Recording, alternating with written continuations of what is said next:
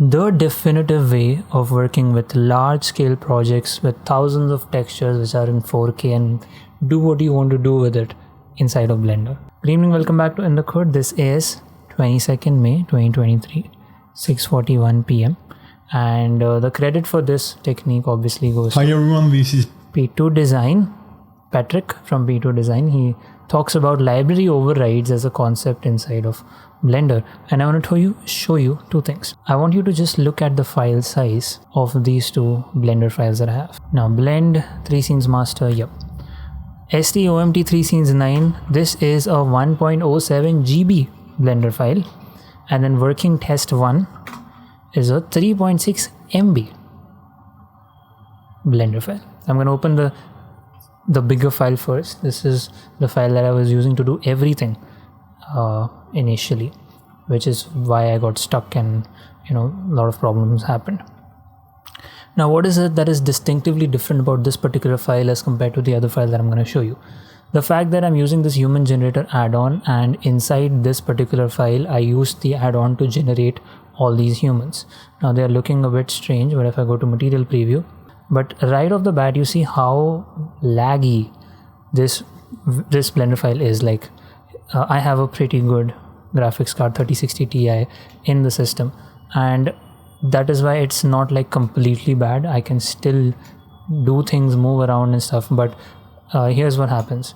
If I was to just select any of the things, right, let me just say select this and move it over here, and now if I hit save, you see the amount of time it takes to save.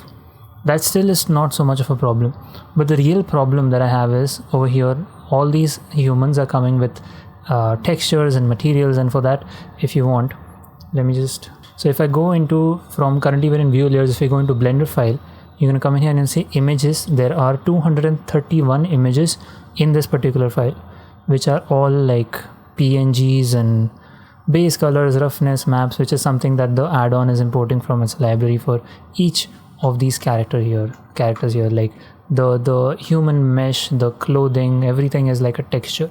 Okay, if you go into materials, again there are so many materials there, and each of these is, depending on whatever you choose, it's like 4K, 2K, whatever. And that is from my understanding, that is why the file is 1 GB bigger. And now if I was to open the other file, working test 1, over here of course I haven't put the other characters, but you saw the difference in size already, and it is more or less functional as the other one is. Now what it is that I have done here differently, like in this file's Blender file, if you see images, there is no image here. Okay, materials, there is no material here, but still I have all of the things that I need, except for, as I said, the characters. I'll add those characters as well, and I'll show you one of them, how to add them. I don't know why this character is just here, just some ghost of a character just doesn't go from there. But again, everything is the same, and if I hit save is taking more or less the same time, but the file is easier to navigate. It's not as laggy as the other file was. Like if I was to, oh, one more thing, you see I had moved this cup over here in the original file, so that has even reflected here, because all of these are actually linked instances, all that is. So if I just move this back to where it was and hit save, and out here I come in and file, revert, you will see that this yellow thing should jump back to its original position. It has. Inside here I cannot even select it because I haven't made it a selectable thing here. It's all instances. This is the perfectly optimized workflow, I feel, and everything is working just fine as it was in that as well, except for, as I said, this one particular character, she just is hanging around for I don't know what reason. Everything else is just the way it should be, and I've changed Hana's hairstyle to a ponytail. Just ignore this ghostly character here. she doesn't budge. Okay, and then she does the walk cycle. The render on the left side looking so beautiful, and when I render it in cycle, it's gonna be amazing. Going from the wide shot, there's like a glitch right in between. I think we can fix that. Yeah, fun stuff, a lot of fun. And yesterday I was really getting concerned with this file size situation, so I'm going to show you how one of these characters, I made a characters test blend file as well. I'm going to use this to make another character and then bring it inside that file, which is our main file. So this is again just a random character. I'm gonna go to view layer, and over here I'm gonna add a new human generator character. Okay, let me just be in layout. Man, I love a jacket and color clothing, navy blue, perfect. I'm gonna shut this character off with human generator. Let's just generate a male character. Hispanic. Okay. Generate new human. It does this weird thing sometimes where it won't. What is it? No human selected. This one doesn't work only, is it? Asian too?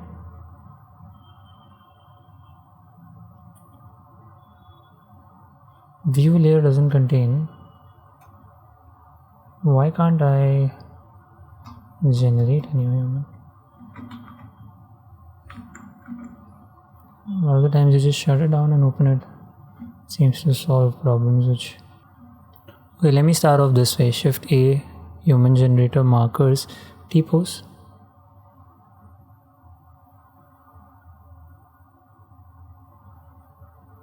Oh yeah, this collection called human gen was shut.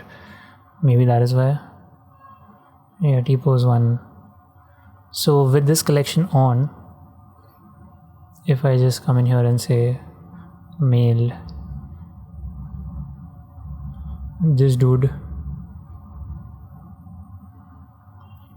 yeah, you have to have the human gen collection. There's so many small things about this add-on which you just trial and error and figure it out for yourself. There's no like tutorials or anything. So let me just give him a Call of Day costume. Doesn't really matter what it is. What matters is HG Javier, his name, and just for the sake of, I'm gonna give him some hair. Show spiked up. He's a cool guy. Okay, and I'm gonna put him in another character, and this is important so that it makes sense later. We're gonna rename the main collection character. What is this guy's name? Javier. Inside we have Javier rig and okay,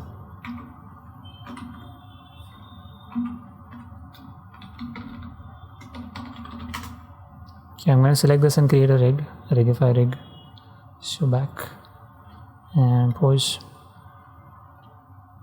rigify generate rigify rig, and this is now going to take it here and put it there. So I'm going to go select hierarchy and place it into the main character, and now I can take the rig and place it here,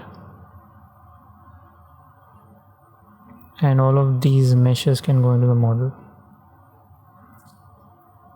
So that is that. Javier, now character Javier has Javier rig and Javier model.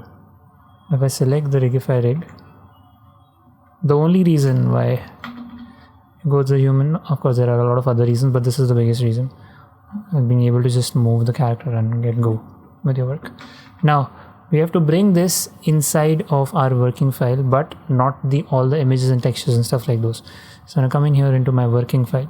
You're gonna come into your view layer, inside characters with this selected. I'm gonna go into file and link and find that character test1.blend. Okay, with link it's gonna allow you to go inside. You go into collection, character Javier. You're just gonna select this directly and link. So that brings in here just for organization. I can't even make this color of the collection change now because it's linked completely, like you cannot change anything here. What you want to do is you want to go right click, library, override, make content. So now this will be something that you can work with inside of this file. But again, you want to make sure that when I hit save, I just keep checking my working test. See, working test is now at 8.59 MB. So I do see a significant jump here because I think this has got 4K textures. But again, as long as we are in a few MBs, I don't think that's that much of a problem. This character Javier, you still can't go into, you can, okay. You can just go into the pose mode and do whatever you want to. And the best part is you could have actually animated this character inside this file, and when you brought it in here, it would have brought all the actions like in the NLA as you would expect it to. So now you can come in here and animate this. Of course, the short is a problem that HumanGen always does. You have to fix those vertices individually. But why is Javier so skinny? He's not been going to the gym, and his shoulder rotation is all over the place. So one more thing that I was last night discovering is the fact that you see these textures are a bit of a problem. So Javier has how many textures? If you were to see, I don't even know how to, but if I go into UV editing, you would see all these 4K textures that it applies, right? These are actually what add to the actual size. So what you want to do instead is, I downloaded this, actually bought this from Blender Market because I couldn't find some free version of it. I downloaded this add-on, resize multiple images, which allows you to search in your Blender file all the images. Yeah, Polo base color, I think these are the 2K ones. So what I want to do is like for a live demonstration of sorts, let me go into my shading and see what this is actually. This clothing is HG clothing 1 and HG polo. Okay, got it. HG polo, HG clothing 1. So I'm going to UV editing. You see HG polo. These are all the things for this character mostly. Going to object mode. Now what you can do is you can select all of these with this button here and proportional scaling. So you can just scale it down to 50%. Before I do that, if I was to just open, let's say .hd polo base color, .hg polo base color, this one here, if you were to see the size of this, go into image, this is 2048 by 2048, so that's a 2K image, and I want to make sure all of this is like 50%, so this will become 1024 hopefully. So with all these selected, if I say proportional scaling, resize selection, and just wait for this add-on to do its thing, you see images are scaled by 50%. So now this, if you were to check the image size, it's 1024 by 1024. If I save this now, if I come in here and file, let me revert back. One thing is it's going to distort this model completely. That happens every single time.